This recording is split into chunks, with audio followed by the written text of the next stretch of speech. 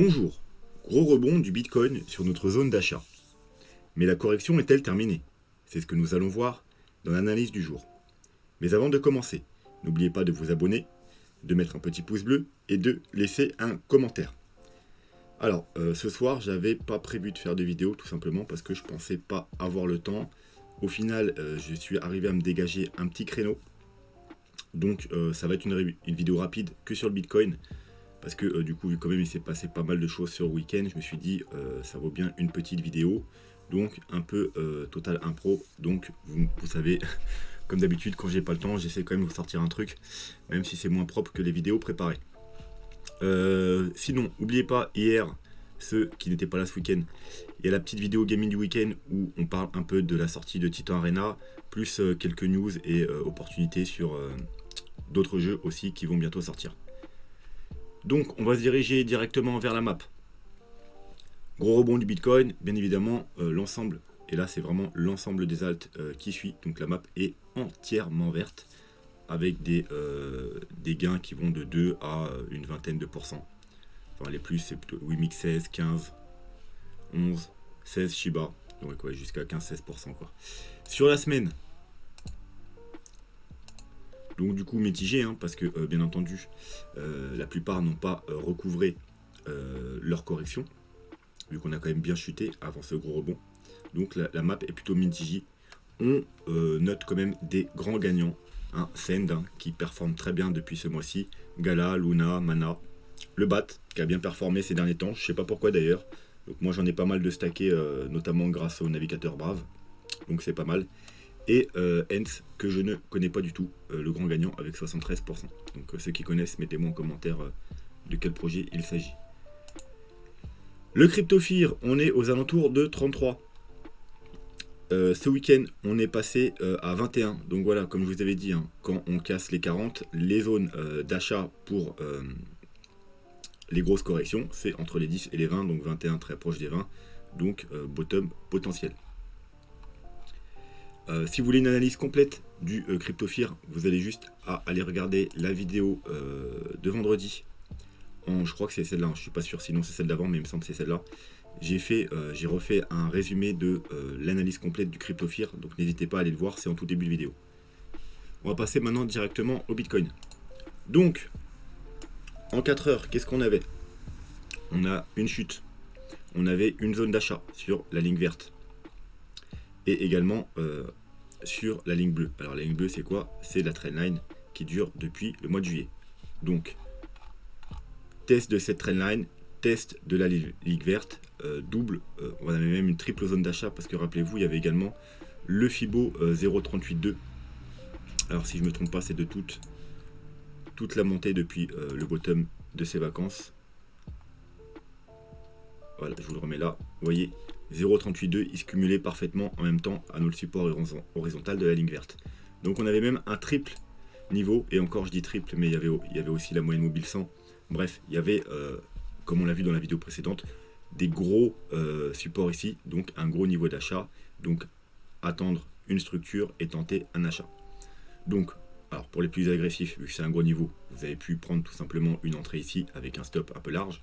Pour les traders qui ont besoin d'un stop un peu plus serré, vous attendez une petite structure. La structure, on l'a eu, je l'ai partagé sur Twitter. Donc ceux qui ne suivent pas sur Twitter, allez-y, parce que toutes les analyses dans les petits time frames se font sur Twitter. On a une sorte de petit W, mais on a également envoyé un petit triangle, comme ça. Donc ceux qui préféraient attendre une confirmation, eh bien, tout simplement, vous pouviez acheter ici à la cassure du triangle. Moi, j'ai pris un trade ici. En fait, quand on a fait cette bougie-là et qu'on est revenu chercher pile poil, regardez, on est vraiment venu chercher pile poil. Hein. Je ne sais pas si vous le voyez parce que c'est du vert sur du vert. Je vais peut-être essayer de vous éclaircir un peu ça. Voilà, hop. Ouais, vous voyez, la mèche, elle est revenue chercher pile poil la ligne verte, qui est la grosse zone de résistance horizontale.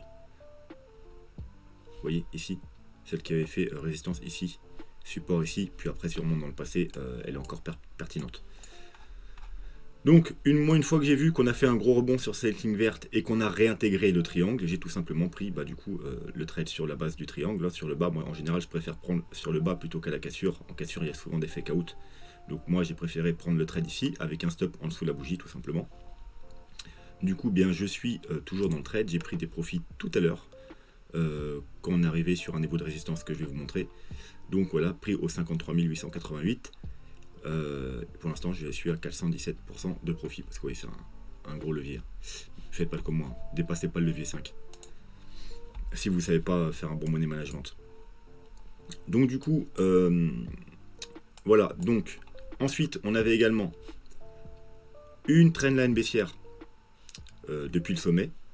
Donc on touche là, on touche là, on touche là et on touche là.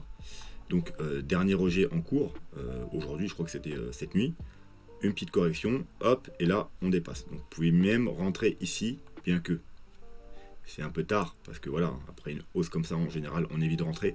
Mais vous pouviez, pour au moins un petit trade, et avec un stop bien en dessous les bougies là, donc ça vous fait un stop assez serré. Et les gains potentiels, eh bien, ils sont plutôt énormes, parce que si on a bottom là, bien entendu, on ira beaucoup plus haut. Voilà, donc qu'est-ce qu'on a d'autre? On a le petit rectangle rouge, c'est tout simplement la zone de rechargement de short de ce petit mouvement. Alors pour ceux qui ne savent pas, la zone de rechargement de short, c'est le Fibo compris entre les 0,618 et les 0,786. C'est la zone que les shorteurs vont défendre, la zone à dépasser pour dire que la correction est finie et qu'on va aller plus haut. Donc, quand on parle de correction, vu que c'est la zone de rechargement de ce mouvement, on parle de la correction de ce mouvement. Donc là, théoriquement, on l'a cassé à la hausse. Là, on est en train de faire un pullback parfait dessus. Théoriquement, on n'est plus dans la correction de ce mouvement. Maintenant, on est dans la correction du plus gros mouvement. Voilà. Et la zone de rechargement de short se trouve ici, de tout le mouvement baissier. Voilà. Donc, potentiellement, il y a, à partir de maintenant, je pense, deux scénarios qu'on va aller voir tout de suite avec les vagues d'Elliott. Donc, le scénario principal, qu'on a dit qu'on restait dedans tant qu'on ne cassait pas la zone d'achat. Vous voyez, là aussi, on est sur la zone d'achat. C'est qu'on est potentiellement dans une flat qui a commencé ici, donc le 20 octobre, avec une A, une B et une C, qui se fait en 1, 2, 3 mouvements, 1, 2, 3 mouvements, et la flat, c'est 3, 3 et 5, donc on cherchait 5 mouvements avec une divergence sur le RSI, sur le mouvement 5. Donc, on a bien 1, 2, 3, 4, 5. Sur le RSI, on a bien 1, 2, 3, 4, 5. Avec une divergence. Alors, je vais vous la montrer. Hop, vous voyez là, je vais vous mettre en vert. Ça monte.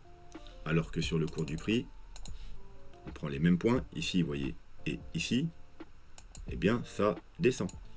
Divergence RSI. Divergence haussière. Mettre en rose pour différencier du graphique. Hop là.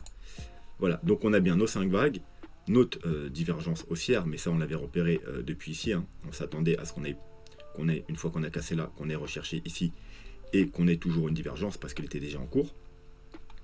Et du coup, rebond. Voilà. Donc, si on est bien dans une flat, théoriquement, on ne devrait plus aller plus bas. C'est fini, on a trouvé le bottom. Parce que même une vague 4 qui se ferait en A, B, C, c'est possible, hein, mais on a été un peu trop haut. Et là, on serait dans le phénomène d'une flat dans une flat. Alors, il faudrait que je vérifie. Je ne veux pas vous dire conneries, mais il me semble, je ne suis pas sûr que ce soit possible. D'avoir une flat en 5e vague de flat. Franchement, il faudrait que j'aille vérifier. Je vous le mettrai en commentaire. Mais je pense que c'est pas possible parce que vous voyez, là, on a été trop haut.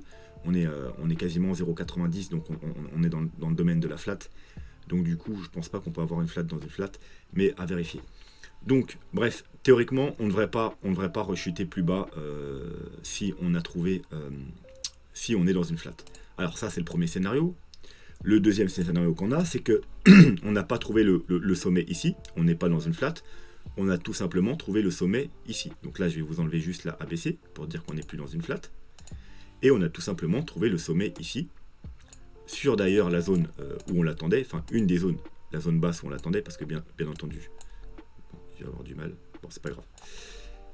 Les objectifs de la vague 3 bleue, c'était le rectangle. Donc ici, ici, ici, on a atteint le premier objectif. Même si c'était pas mon objectif principal parce que ça fait une 3 vraiment très faible. Mais bon, c'est le premier objectif atteint. Donc si on a atteint ici, après une 1, 2, 3, 4, 5, eh bien on est tout simplement dans une vague 4. La vague 4, les objectifs, c'est le rectangle vert. Encore une fois, c'est pour ça que la zone d'achat, elle était par ici. Et du coup, eh bien, vous savez qu'une correction dans une vague impulsive, donc on va s'enlever la RSI, on va y voir plus clair comme ça. Donc 1, 2, 3, 4, 5. Chaque sous-vague doit être comporté de 1, 2, 3, 4, 5 mouvements. 1, 2, 3, 4, 5. Mais les corrections, c'est en 3. Sauf que là, on n'a pas 3, on a 5. Donc ça voudrait dire quoi? Tout simplement que... hop. Ces 5 vagues, ce serait juste une A. On irait chercher une B quelque part, et une C. Alors la C pourrait finir en double bottom ou aller chercher plus bas, donc notamment la zone des 50-51 000. Voilà, donc la zone à passer pour éviter ce scénario, c'est le rectangle rouge. C'est tout simplement la zone de rechargement de short. Et je vous le montre pour ceux du coup qui veulent voir. On place en haut, on place en bas, et on prend le Fibo, vous voyez, 0,618, 0,786, la zone de rechargement de short. La plupart du temps, sauf si justement on est dans une flat, parce que bien entendu, on pourrait être dans une flat comme ça, aller rechercher les 0,90 et après à la C, mais c'est plus rare. En général, quand on arrive à passer la zone de rechargement de short sur les gros time frames, eh bien la correction a de fortes chances d'être finie et d'aller plus haut. Voilà.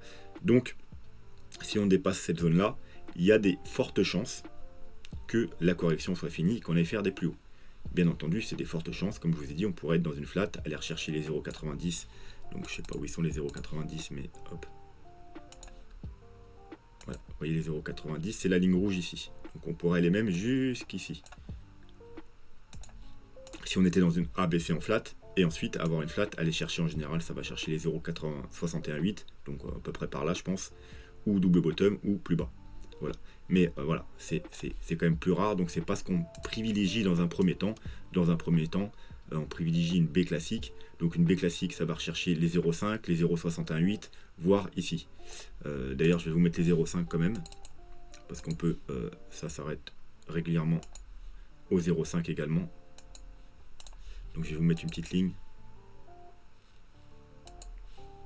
Hop. Et on va la mettre en orange et en plus fine.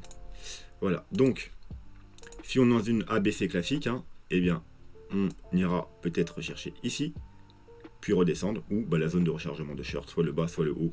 Mais en général, ça va quand même rarement vers le haut. Ça dépasse, c'est rare quand ça dépasse les 0,68. En général, c'est 0,5 ou 0,68. Déjà, si on dépasse les 0,68, les chances qu'on soit plus dans un rebond, mais que la correction soit finie, déjà, ils augmentent pas mal. Et ensuite, bien sûr, si on casse la zone de rechargement de short, il y a fort à parier qu'on ira faire des nouveaux plus hauts. Donc ça, c'est pour le plan Elliott. Maintenant, d'un point de vue des indicateurs, on va voir où on en est.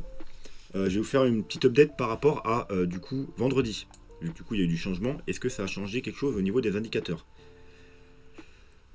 Bon, déjà, on va commencer par le NVT. Donc vous savez que nous, tant que le NVT est dans le rouge, on n'est pas en panique. On sait que la correction, pour l'instant, c'est juste une petite correction. Si ça passe dans le bleu, comme ici, vous voyez, comme ici, comme ici, comme ici, comme ici, bon, avant chaque grosse chute, vous l'aurez compris, ou comme ici, eh bien déjà, alors en général, on regarde en weekly, hein, mais en daily, ça change pas grand-chose. Hein. Eh bien, voilà. Donc vous voyez, ici, ici, avant chaque grosse chute, eh bien, le NVT passe dans le bleu. Donc là, il est toujours dans le rouge, donc pour l'instant, tout va bien. Bon, rien n'a changé depuis vendredi. Les moyennes mobiles. Hop, comme on l'avait vu, on avait également un gros niveau de support, hein, c'est pour ça qu'on avait une grosse zone d'achat, sur la EMA 21. Pourquoi? Parce qu'en général, dans les bull runs, vous voyez qu'on tient la EMA 21, c'est en général là qu'il y a des bons achats à faire. Et quand on la casse, eh bien, on a une grosse correction, hein, comme la correction de cet été. Voilà, là on a fait petite mèche en dessous, mais tant qu'on clôture pas en dessous, c'est bon. Et là on est venu faire un pullback parfait dessus. Voilà. Donc si on casse la moyenne mobile, après en général on revient rechercher, comme vous pouvez voir, la moyenne mobile dans le dessous, c'est-à-dire la moyenne mobile 50. Donc si on devait rechuter et recasser la moyenne mobile, la première target en weekly par rapport aux moyennes mobiles, c'est environ les 47 000 $. Comme ici, vous voyez, on a cassé, on est revenu chercher, on a cassé, on est revenu chercher à quelques dollars près. En daily, on va s'enlever la moyenne mobile 50, elle ne nous sert pas des masses. Voilà. Donc, comme je vous avais dit, hein, une fois qu'on a cassé là, bah, la moyenne mobile à aller chercher, c'est la suivante. La moyenne mobile 100, on avait vu que donc, du coup, il y avait également en zone d'achat parce qu'il y a la moyenne mobile 100. Et on a bien rebondi. Et là, regardez pourquoi j'ai pris des profits. Voilà, je devais vous expliquer pourquoi j'ai pris des profits ici, enfin tout à l'heure. Parce qu'on a touché justement la moyenne mobile EMA 21. Donc ça pourrait très bien être on casse, pullback et repartir à la baisse. Voilà, et puis de toute façon un trade, il faut bien prendre des zones de profit, donc j'avais pas encore pris de profit, donc petit profit de sécurité ici, et si on casse, je prendrai des profits sur la route. Donc du coup, maintenant, voilà, on est coincé entre les deux moyennes mobiles. Donc soit on va casser et on va continuer le petit chemin en haut. Quand je dis casser, c'est avec les clôtures et tout ça. Soit on va être rejeté, et alors soit ce sera un petit rejet, mais sinon, si on est fortement rejeté, on ira une nouvelle fois tester la moyenne mobile ici. Et si on revient une nouvelle fois tester ici, malheureusement, il y a des chances que ça ne tienne pas et qu'on aille plus bas. Alors après, en daily, point de vue des moyennes mobiles, on n'a rien d'autre avant ce niveau-là, la moyenne mobile 200. La moyenne mobile à garder si on veut rester en tendance haussière. Et elle se situe à peu près d'ailleurs au même niveau que la moyenne mobile 50 en weekly, c'est-à-dire aux alentours de 46-47 000 $. Donc voilà, grosse zone de support aux alentours des 46 000, 47 000 $. Au niveau du RSI, hop, donc le RSI, d'ailleurs, hop, je l'avais peut-être pas vu, mais hop, je vais faire ça directement. Est-ce qu'il y a une petite redline qui se dessine? Ouais, pas encore. Bon, faudra faire gaffe, si jamais on continue à monter, faudra faire attention à cette trendline sur le RSI. Mais bon, globalement, sinon, voilà, rien de plus à dire. Ouais, le RSI en daily, il n'y a pas grand chose à dire. On va le regarder, ce qui nous intéresse, nous, en weekly. Donc, en weekly, rappelez-vous, la zone qu'il ne fallait pas casser, c'est, en RSI, les 53-54 environ. C'est la zone, vous voyez, qui détermine les tendances haussières des tendances baissières. Quand on est au-dessus, on est dans une tendance haussière, et on parle de grosse tendance haussière long terme, donc en général les bull run, et en dessous les bear market. Bull run, bear market, bull run, bear market, bull run, mini bear market qu'on a eu cet été, avec quand même plus de moins 50%.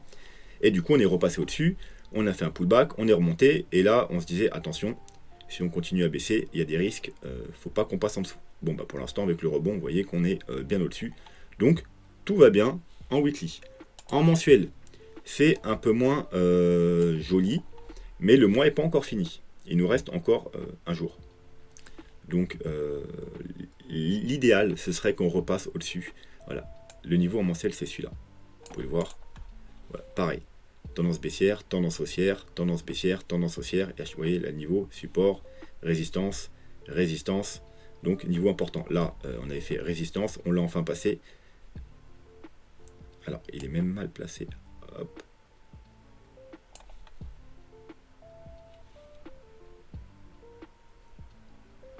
Alors, on va aller faire un truc plus précis.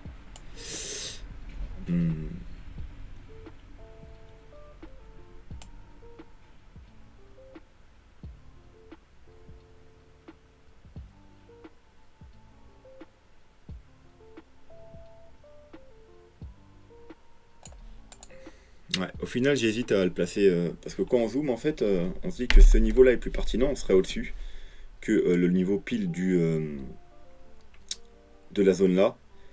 En fait, l'idéal, ce serait même de mettre une petite zone, en fait. Donc, l'idéal, ce serait cette petite zone-là. Et théoriquement, on est encore au-dessus. C'est que quand on dézoome, vous voyez, ça prend plus du tout la même forme. Et globalement, ça passe encore, on va dire, du coup. Parce qu'on est au-dessus de la zone importante. Voilà, moi avant je la mettais là, parce qu'en dézoomant c'est vrai que voilà, je la mettais là pour plus de simplicité, pile poil sur la zone de rechargement, mais au final elle est peut-être légèrement plus basse, donc théoriquement on serait peut-être encore au-dessus. Enfin, on va pas chipoter pour un point ou deux, de toute façon. L'idéal c'est que on clôture le mois comme ça, qu'on rechute pas en gros aux 50 000 $, sinon là clairement on serait en dessous. Et là, du coup, on repasserait en territoire de bear market. Mais pour l'instant, on va dire qu'on est pile poil sur la sellette. On peut considérer ça en gros. Vous voyez, on a cassé comme un pullback. Et globalement, on est à peu près dessus. Voilà. Tant qu'on passe pas clairement en dessous, tout va bien. Donc après, il reste un jour, à moins qu'on rechute d'ici demain et qu'on ait direct tout le euro aux 50 000 $. Donc effectivement, là, on repassera en dessous. Mais sinon, le RSI en mensuel, c'est comme le weekly. Pour l'instant, tout va bien. Ensuite, Ishimoku quand même. Alors, en mensuel, non, on va pas regarder en mensuel. On va s'enlever le graphique, sinon on va rien y voir. Donc, comme on l'avait vu, on a première zone de support, la Tenkan. On maintient pour l'instant la Tenkan. Bien entendu, si on devait rechuter, Le gros support qui est encore plus fort que la Tenkan en Ichimoku, c'est la Kijun en orange, qui se situe aux environs des 48 000 $. Ensuite, il y a le nuage aux alentours des 44 000 $. Voilà. Donc encore une fois, 48 000. Tout à l'heure, on avait 46 47 000. Vous voyez que dans cette zone, dans les 46 000, 47 000, 48 000, il y aura du gros support si on devait vraiment casser. Mis à part ça, toujours bullish en weekly. Pourquoi? Parce que le cours du prix est au-dessus de la Kijun, même au-dessus de la Tenkan, mais la Tenkan c'est pas trop grave, l'important c'est au-dessus de la Kijun, et la lagging span est au-dessus du cours du prix. Alors on a vu, c'est quand même un peu dangereux parce que malheureusement, vous voyez ici, quand il est au-dessus, il y a du support, mais là, il n'y a plus de support. Alors après, ça veut rien dire, hein. Vous voyez, toute cette partie-là, il n'y avait aucun support, hein. On était très loin du cours du prix. Mais en général, on préfère plutôt le survoler comme ça pour qu'au cas où il y a une chute, eh bien, il y a du support. Là, c'est juste qu'il n'y a plus de support avant ce niveau-là, aux environs des, encore une fois, 46 000 $. Donc, l'Ichimoku Weekly, le daily, eh bien, on est toujours bearish, hein. Quand on a peiné, parce que, on l'avait vu, hein, dès qu'on est passé bearish ici, hein, le 15 novembre, on a cassé la Kijun, la lagging span a cassé et passé en dessous le cours du prix, on est passé bearish en Ichimoku. Voilà. On est venu au nuage, donc on n'a pas réussi à tenir le nuage, on est rentré dedans, pullback. Bon, et là, comme à chaque fois, je vous dis que quand on pénètre dans un nuage, en général, ça fonctionne comme un aimant, on est attiré vers le bas du nuage. Vous voyez, comme ici, on pénètre dans le nuage, on va chercher le bas du nuage. Bon, bah ça n'a pas loupé, on a pénétré dans le bas du nuage, on a fait un petit rebond pour faire un pullback, et ensuite, on est reparti chercher le parfaitement, vous voyez, avec la mèche, mais vraiment parfaitement. Je vais essayer de zoomer, vous voyez? Je ne sais pas si vous voyez la mèche parce qu'elle est verte sur verte, mais on est revenu parfaitement chercher le bas du nuage. Voilà. Donc, du coup, rebond. Alors, ça ne veut pas dire, encore une fois, que la correction est terminée. Maintenant, pour valider la tendance haussière en daily sur l'Ichimoku, il faut repasser dans un premier temps au-dessus du nuage et bien entendu au-dessus de la Kijun. Donc, bon, ils ne sont pas très loin, hein, donc c'est aux environs des 60-61 000 $. Ça tombe bien, parce que si on retourne sur le graphique de base, vous voyez que c'est notre prochaine grosse résistance, les 60 000 $. Je vous le rappelle, je vais même la mettre d'une autre couleur parce que c'est le niveau le plus important. Niveau graphiquement, sans compter indicateur. Pourquoi? C'est les clôtures weekly. Vous voyez, en avril, même février, mars, avril, on a buté pendant 3 mois sur ce niveau. On a fait une petite mèche ici au-dessus, là légèrement au-dessus, mais on n'a jamais clôturé une bougie au-dessus de ce niveau, des 60 000 $. Et là récemment, on est passé un peu au-dessus, mais pour l'instant, c'était qu'un fake out vu qu'on l'a recassé. Donc, gros niveau graphique important. Si on clôture en weekly au-dessus de ce niveau, eh bien, il y a de fortes chances qu'on aille to the moon. Mais pour l'instant, eh bien, c'est pas le cas. Voilà, donc, on aura également la Kijun et le nuage aux alentours des 60-61 000. Et si on passe cette zone, eh bien, il y a de fortes chances qu'on continue la hausse. Bien entendu, la confirmation se fera si la lagging span confirme également et repasse au-dessus du cours du prix. Le MACD. Donc en daily, on est toujours bearish. Vous voyez, on n'a pas eu de croisement bullish. On est toujours bearish. Si on continue à monter un peu, ça devrait passer bullish incessamment sous peu. Comme on peut le voir aussi, on a aussi quand même... Alors du coup, ça m'embête parce qu'il faudra un graphique vierge. Je viens de voir ça aussi, qu'on a quand même une petite résistance horizontale importante. J'étais en daily là.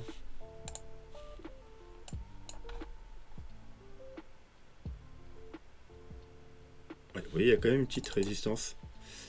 On est quand même, vous voyez là, hop. Hop, vous voyez là. Bon, là on touche carrément. Là, ici. Là, pullback avec un léger débordement en dessous. Hein. Et là, pareil. Là, pareil. Donc, vous voyez, gros niveau de résistance horizontale ici, hein, le niveau où on est maintenant. Ça formera une sorte de W pas beau, mais vous voyez, un gros W très moche. Mais du coup, voilà, si on arrive à clôturer au-dessus de ce niveau en daily, donc des 50, on va arrondir à 59 000 $, eh bien, ça sera quelque chose de très bullish. Bien entendu, il y a les 60 000 au-dessus. Mais vu qu'ils sont juste au-dessus, si on arrivait à percer ce niveau, pourquoi pas, le mieux, ce serait après une petite correction, hein, pour reprendre du souffle, parce qu'on a quand même fait... 53 000 à 59 000 en un peu plus de 24 heures.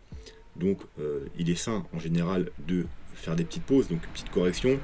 Ce serait bien pour ensuite reprendre de la force, casser ce niveau. Et si on cassait ce niveau avec puissance et qu'on clôture au-dessus, je pense que le niveau des 60 000, il casserait également. Voilà, donc prudence à ce niveau-là. Là, c'est surtout pas le moment. On est en dessous des 60 000. On est en dessous aussi d'une grosse résistance horizontale. C'est surtout pas le moment. Je ne vous l'ai pas dit aujourd'hui, mais je pense que maintenant vous êtes au courant de faire des achats. Là, c'est plutôt le moment, pour ceux qui ont pris un trade en bas, de prendre au moins des petits profits de sécurité. Donc MACD, toujours pas bullish. En 3 jours, également toujours bearish. Mais vous voyez que lui, déjà, il est arrivé bien bas. Donc il pourrait nous refaire la même chose qu'ici, hein. S'arrondir et croiser et ensuite faire une nouvelle poussée haussière. Lui est toujours bearish, donc pour l'instant en attente. Qui repasse bullish. Pour lui, c'est lui qui va nous donner un plus haut, hein. Si vous voulez qu'on fasse des nouveaux plus hauts, qu'on ait recherché les 100 000 $, c'est même pas le daily, hein, qu'on peut regarder. Le daily il est moins fiable, il y a plus de faux signaux. C'est le 3 jours. Quand on aura une confirmation bullish sur le 3 jours, il y a de très fortes chances que c'est bon, on aille faire des nouveaux plus hauts et qu'on ait recherché encore une nouvelle jambe haussière comme celle-ci ou comme celle-là. Et pour finir, parce qu'on va pas non plus faire tous les indicateurs du monde, la courbe logarithmique. Hop, la courbe logarithmique.